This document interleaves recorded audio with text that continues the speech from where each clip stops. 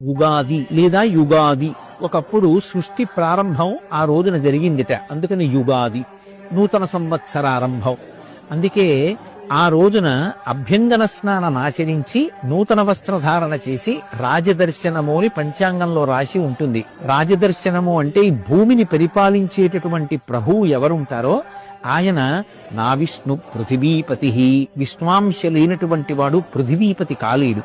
ఇప్పుడు మనం రాజదర్శనం చెయ్యాలి అంటే తేలిక మార్గం, రాజులకు రాజు పరమేశ్వరుడు, రాజశేఖరుడైన. అందుకే రాజన్మత్తమరాళమందగమనాం రాజీవ పత్రేక్షణాం రాజీవ ప్రభవాది దేవ మకుటై రజత్పదాంబోరుహాం రాజీవాయత పత్రమండిత కుచాం రాజాధిరాజేశ్వరీం శ్రీశైల స్థలవాసినీం భగవతీం శ్రీమాతరం భావయే అంటారు.